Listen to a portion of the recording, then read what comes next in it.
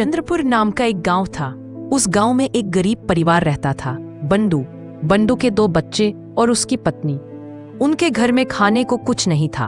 बंडू ने अपनी पत्नी से कहा, कैसे दिन आ गए हमारे जिंदगी में, एक वक्त का खाना भी चैन से नहीं खा पाते। ऐसा क्यों कह रहे हो?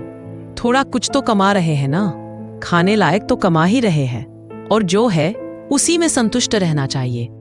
हाँ शारदा, तुम सही कह रही हो, पर बच्चों के माँ बाप को भी लगता है कि उनके बच्चे पढ़े हैं और कुछ तो बने, पर हमारे पास इतने पैसे नहीं है कि हम अपने बच्चों को विदेश में पढ़ा सकें। पापा, आप किसी बात की चिंता मत करो। भैया और मैं काम करके पैसे कमाएंगे और स्कूल जाएंगे। गरीब ही कुछ करके दिखा सकते हैं और हम भी कुछ बड़ा करके दिखाएंगे। अगले दिन बंडू खेत में काम करने जा रहा था, तभी सक्षम कहता है, पापा, आज मैं आपके साथ खेत में चलूंगा।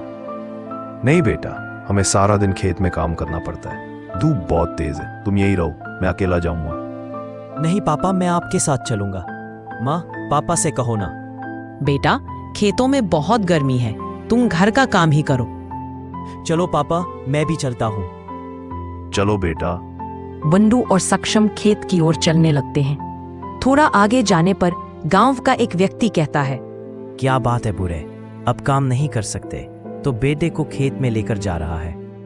अरे जरा संभल कर बोलना, अगर अभी एक शब्द भी बोला तो तुम्हारे मुंह का नक्शा बदल दूंगा।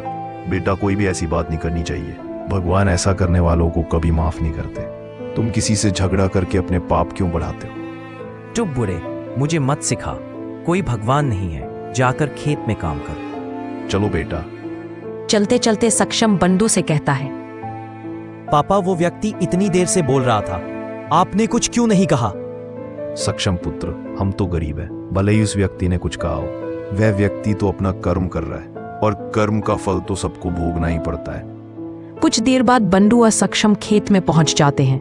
बंडू कहता है, बेटा, उस पेड़ के नीचे जाकर बैठो, मैं काम कर रहा हूं। नहीं पापा, मैं भी आपकी मदद करूंगा। सक्षम खेत से एक पत्थर उठाता है और उसे बाहर फेंक देता है। तभी सक्षम को एक आवाज सुनाई देती है, क्या कोई है बाहर? मुझे बचाओ। वहां कौन है? बेटा, क्या हुआ? तुम ऐसे क्यों बोल रहे हो? क्या कोई है? पापा, वहां कोई है जो मदद के लिए पुकार रहा है। तभी फिर से आवाज आती है, मुझे बचाओ, क्या कोई है बाहर? सक्षम और बंडू आवाज की ओर दौड़े। आवाज सक्षम द्वारा फेंके गए पत्थर के नीचे से आ रही थी। बंडू ने पत्थर उठाया और एक तरफ फेंक दिया। उस पत्थर के नीचे एक बोतल थी। बंडू ने बोतल उठाई और सक्षम से बोला, देखो बेटा, इस बोतल में कोई है।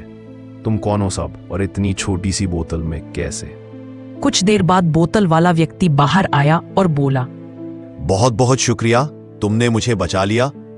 ठीक है, लेकिन तुम कौन हो और इस बोतल में क्या कर रहे हो?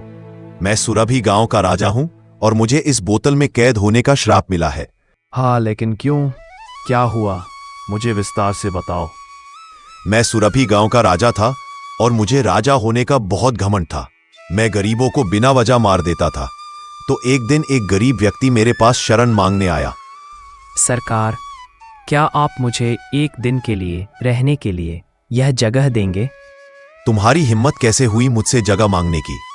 महाराज, मना मत कीजिए, बस एक दिन के लिए जगह दे दीजिए। फिर मैंने उसे लात मारकर नीचे गिरा दिया। उसने राजा का रूप धारण किया, एक बोतल निकाली और मुझसे कहा, आप आज तक अमीर होने का घमंड करते आ रहे हो।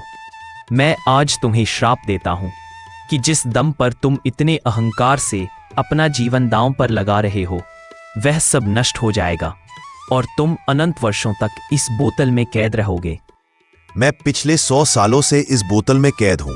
बाबा, आप भी बहुत गरीब दिख रहे हैं। आपके साथ आपका बेटा भी है। इससे पता चलता है कि आपके बेटे की पढ़ाई के लिए भी पैसा नहीं है। हाँ सरकार, हर माँ बाप का सपना होता है कि उनके बच्चे पढ़े, कुछ बने, लेकिन मेरी तो ऐसी स्थिति नहीं है कि मैं अपने बच्चों को विदेश में पढ़ने के लिए भेज सकूं। बाबा, चिंता मत करो, मैं आपकी सभी मनोकामनाएं पूरी करूंगा। यह कहकर बंडू और सक्षम बोतल लेकर घर की ओर चल पड़े। तभी अचानक एक व्यक्ति दौड़ता हुआ उनके सामने आया और बोला, बाबा, हमारे गांव का रामू बहुत बीमार हो गया है, उसके बचने की कोई उम्मीद नहीं है। बंधु उस व्यक्ति के साथ रामू के घर गया जो बीमार पड़ गया था। वह व्यक्ति कोई और नहीं बल्कि वही व्यक्ति था जिसने सुबह बंधु से बात की थी। बाबा, डॉक्टरों ने भी कह दिया है कि अब वो नहीं बच सकता। बेटा, अब मैं क्या कर सकता हूँ? तभी बोतल में बंद व्यक्ति बाहर आता है और बोलता है, बाबा, मैं इस व्यक्ति की जान बचा सकता हूँ। उसने उस व्यक्ति के शरीर में एक मनी छोड़ा। फिर वह व्यक्ति खड़ा हुआ और बंधु से बोला, बाबा माफ करना, मैंने बहुत कुछ कहा पर अब समझ आया, हम जो करते हैं उसकी कीमत तो चुकानी ही पड़ती है।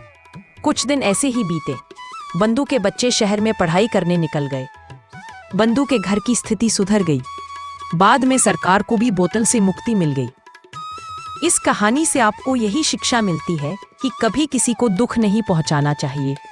हम जो भी पाप करते हैं उसका भुगतान हमें करना ही पड़ता है।